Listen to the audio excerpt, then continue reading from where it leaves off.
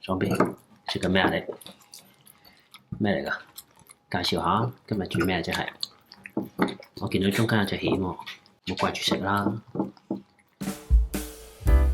黐線，勁好食啊！大家好，又係我 Big Boy 啊！今日咧我嚟整 risotto 啊，而且咧係一個幾簡單嘅香蒜蜆肉口味啊。煮 risotto 我諗最大嘅挑戰咧就係米同水嘅比例啊。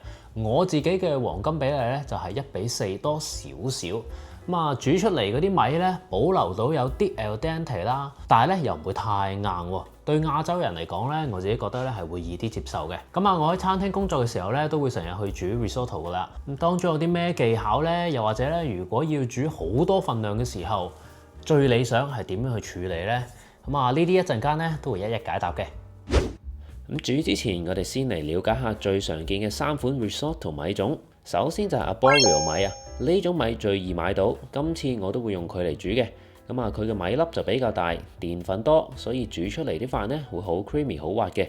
不過咧就要小心啲煮啦，因為咧好容易會煮得太過腍嘅，冇咗中間 al dente 嘅口感。想煮出厚身少少嘅 risotto， 用 arborio 就最啱啦。第二種就係 cannelloni 米，佢冇 arborio 咁容易煮爛嘅。可以煮耐啲，仲可以保持到 al dente 嘅口感，所以咧好適合新手用嚟煮 risotto 嘅。佢索汁嘅能力都好強，煮出嚟咧又滑又有層次，好多餐廳都會用佢嚟煮 risotto 噶。最後就係 Vignale Nano 米，呢款係源自意大利北部嘅米，米粒咧短啲細啲，吸水又夠快，煮出嚟嘅米飯咧比較輕身啲嘅，唔會太結身。最啱用嚟整啲口味清爽啲，例如 pesto 啊、番茄等等嘅 risotto 啦。講咗咁多，係時候睇埋今次我哋嘅 risotto 究竟用啲咩材料先啊！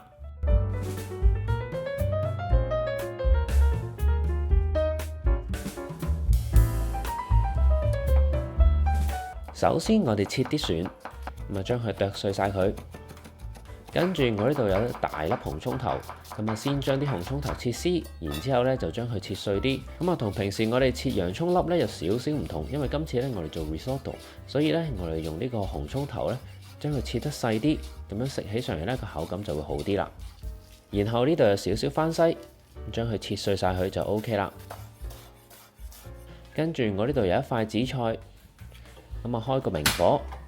用個細火將塊紫菜喺上邊慢慢烘下佢，烘到呢塊紫菜香脆為止，然後就可以將佢撕爛，擺入一個攪拌器入邊，再將佢打爛成粉啊！呢個海苔粉我哋最後擺盤嘅時候先會用嘅。跟住我呢度有500克蜆，啲蜆呢我已經洗乾淨晒噶啦，我哋將呢啲蜆呢擺晒入一個鍋入邊。跟住咧加50毫升白酒，然後吸埋個蓋，煮到呢啲蜆殼咧開晒為止。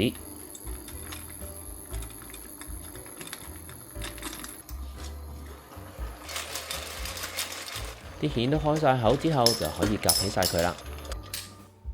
然後我呢度有750毫升嘅高湯啊，你用一個魚高湯又或者雞高湯都 OK 嘅。我哋將頭先煮蜆剩低嘅汁咧過篩加埋入去呢個高湯入邊。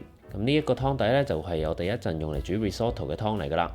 至於啲蜆方面，我哋將大部分嘅蜆咧都拆啲肉出嚟，我會剩低少部分嘅蜆留翻個殼嘅。最後咧就會用佢哋嚟擺喺個飯上邊做裝飾。好啦，煮 risotto 咧，我自己咧就 prefer 用啲高身啲嘅鍋嘅，類似呢一啲咁啦，有啲高度。點解咧？因為咧最後嘅一個步驟咧，我哋係要將嗰啲 risotto 咧不停咁樣用力去攪佢，等嗰啲澱粉質咧可以釋放出嚟啦，最後就可以做到一個比較 creamy 啲嘅效果噶啦。如果你係用一啲扁身啲嘅鑊嚟到去煮嘅話咧，你最後嗰個步驟咧好難去攪嘅。一陣間咧我就會示範俾大家睇嘅。我哋開個中細火，落些少橄欖油，跟住擺埋啲紅葱頭同埋蒜入去。將佢哋炒到變軟為止，然之後就可以落埋我哋嘅 risotto 米啦，然後又再炒勻佢，跟住我哋就可以落埋食譜剩低嘅白酒啦，一路煮到啲白酒蒸發為止。當白酒都差唔多蒸發晒之後，就可以加入高湯啦。而高湯我哋要分幾次去加入嘅，因為慢慢加湯可以令到啲米慢慢吸收，慢慢煮熟，咁就唔會咁易煮得太腍啦，仲可以保持到米心 al dente 嘅口感。如果一次過加太多液體，啲米就會好快煮腍，變成爛飯㗎啦。同埋每次加少少湯，再攪幾下，米粒之間互相摩擦，就會慢慢釋放出澱粉，最後煮出嚟嗰種 creamy 嘅效果就係咁嚟㗎啦。咁每次加完高湯之後，保持中細火，煮到嗰啲液體差唔多被吸收晒，就可以再次加入高湯啦。之後又攪佢幾下，又再煮到啲液體差唔多被吸收晒，重複呢個步驟5至6次左右，或者咧直至到所有高湯都落晒為止啊。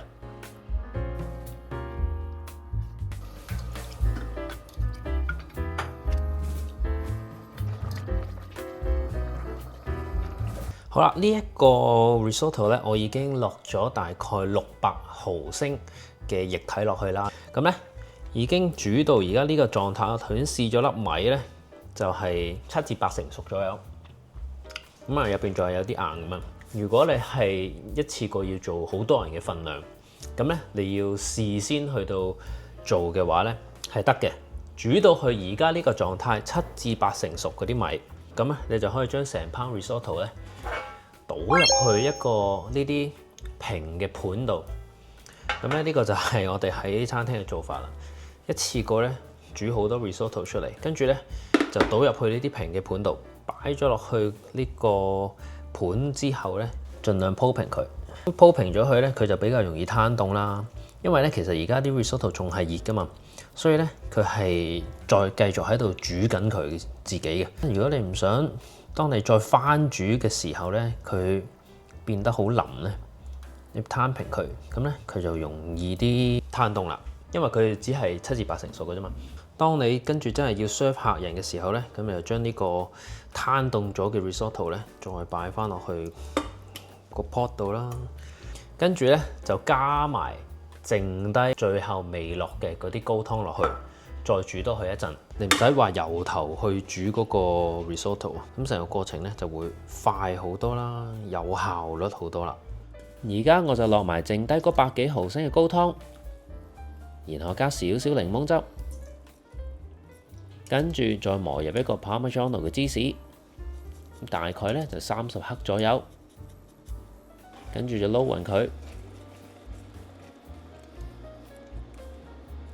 之後我落少少鹽，因為煮蜆剩低嘅汁咧都有鹹味嘅，所以唔使落太多鹽啊。然後就進入最後嘅階段啦，就係不停用多少少力去攪拌個 risotto， 咁樣等米飯嘅澱粉質得以瞬間釋放出嚟，形成 creamy 又濃厚嘅效果啊！嗱，好多時廚師咧都會做出拋鑊嘅動作嘅，令到鍋內嘅 risotto 產生海浪嘅形態啊。不過喺屋企就未必人人都識咁做啦。所以不停攪拌就係最折衷嘅方法啦。咁當佢變得濃稠，但仲見到有些少湯汁剩低就 OK 啦。因為啲米飯呢仲會繼續吸收啲湯汁嘅，所以千祈唔好煮到冇晒啲湯汁啊。然後就落埋啲蜆肉，撈勻佢就可以熄火啦。咁熄火之後，我哋仲要做多一件事，就係落埋牛油同埋番西。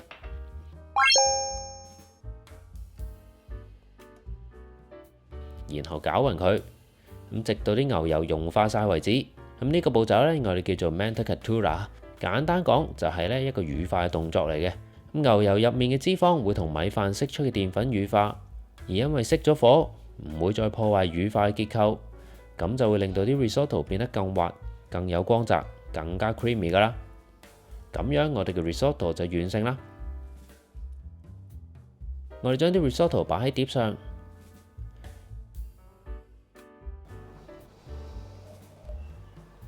然後搖下個碟，等啲 risotto 可以向外流動，然後喺上邊放幾隻流起咗嘅蜆，跟住我會落少少香草油。咁香草油嘅教學大家可以睇返之前嘅影片。最後灑少少我哋之前做好咗嘅海苔粉，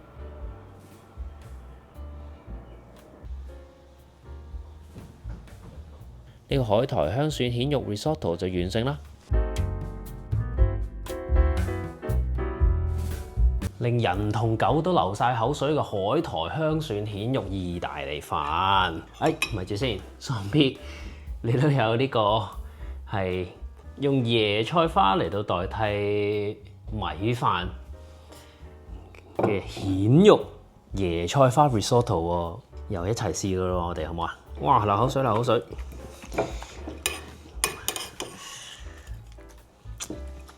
試啖飯先。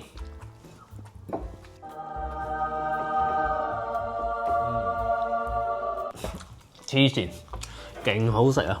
先講嗰個味道先，好大陣蜆味啊，勁鮮甜啊，大佬！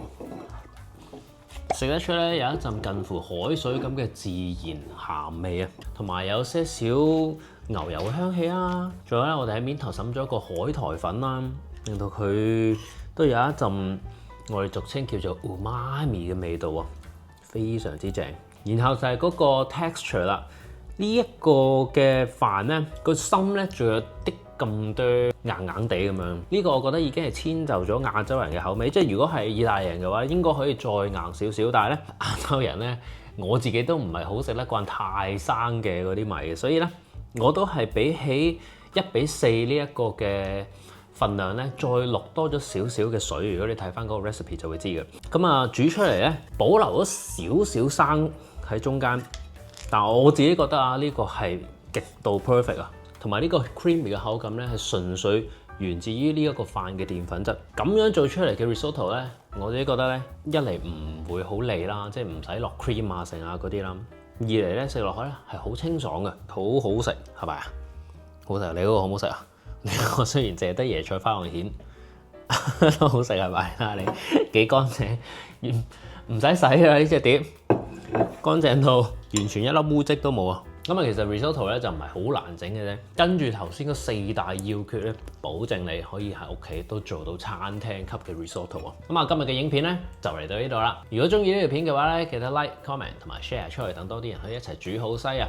仲有就係記得 subscribe Big Boy Recipe 呢個 channel，撳住埋側邊嘅鐘仔，咁就唔會錯過任何新片啦。仲有，如果你想睇多啲我其他嘅食譜咧，歡迎瀏覽 BigBoyRecipe.com， 上邊有超過300個食譜可以俾你慢慢參考嘅。咁啊，我就繼續慢慢享用我呢個蜆肉嘅 risotto 啦。我哋下次再見啦，拜拜。